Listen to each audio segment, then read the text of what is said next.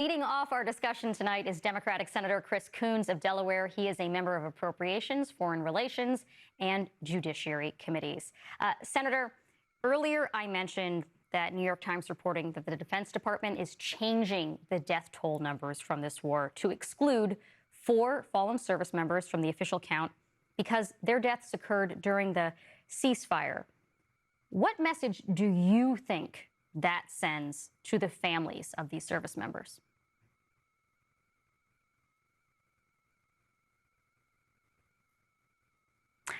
I think you are muted, Senator. My apologies. No problem. Sadly, I thought it was on my end at first, but apparently not.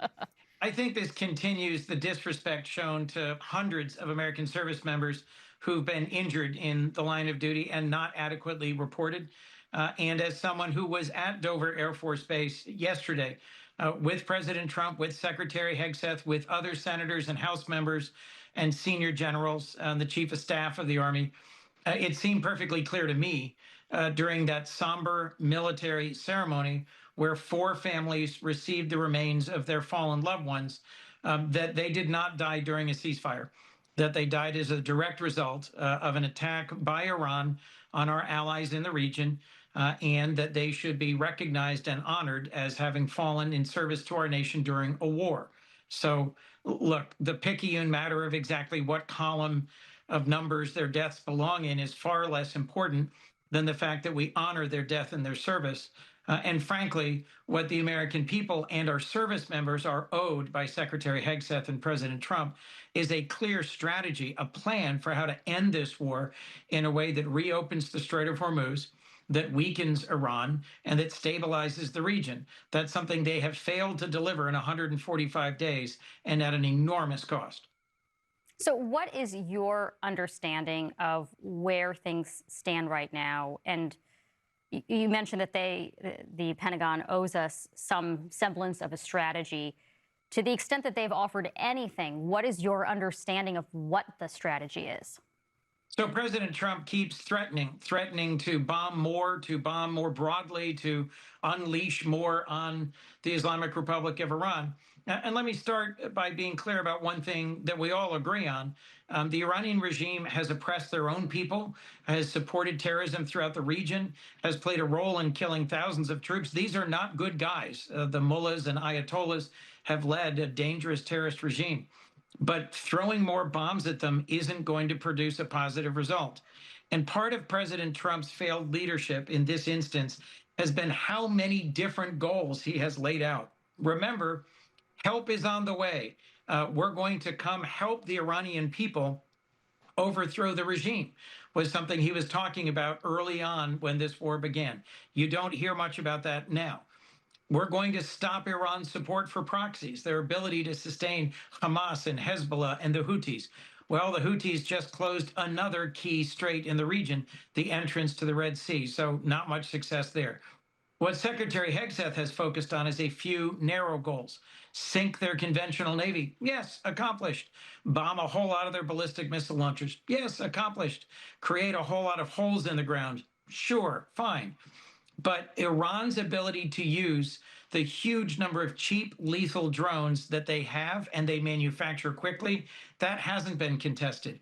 And all of this, frankly, is because he and President Trump have dragged their feet on embracing Ukraine, the one country in the world that has shown they are masters of detecting and intercepting Iranian Shahed drones.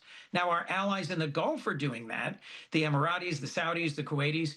But for us to not be doing that now, urgently, in order to strengthen the defenses of our bases, our homeland, and our allies, shows just a profound lack of strategic vision. There are some leaders within the military and intelligence community who've been pressing this forward and who've been urging this.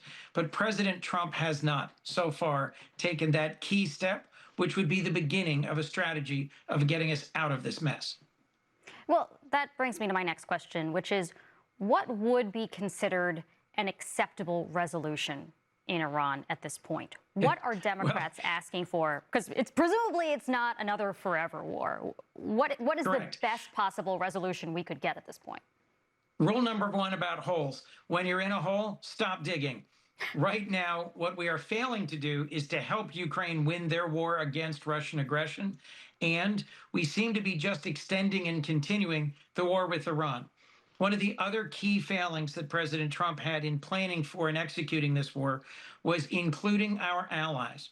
Whatever you think of President George W. Bush, before he went to war in the Middle East, he at least made the case to the American people, to Congress, and included all of our allies. Look, I'm not a big guy. If I were to ever go into a bar fight, I'd make sure that I had my bigger friends or my partners, cousins, neighbors, brothers going in with me. That's what we've done in almost every previous conflict. We won the Second World War in no small part because of how many great allies we had. Instead of berating our allies, President Trump and Secretary Hegseth should be working with them to get them engaged in reopening the Strait of Hormuz and securing the Strait of Hormuz. So partner with Ukraine, partner with NATO, partner with regional allies, set a clear timeline and goals, use the pressure of a blockade to put more pressure on Iran, get more sanctions applied to Russia and to China for their support of Iran, and negotiate, negotiate, negotiate until you're back to what Obama had, which was inspectors on the ground to make sure their nuclear program is over. All of this, I think, would be progress. Almost none of this is on their current menu. What's happening is more bluster, more bombs, and more threats, not more defense for American bases, not a clear path towards reopening the strait. Senator Chris Coons, thanks for your time tonight. I hope you don't have any bar fights planned in your immediate future. Thank you.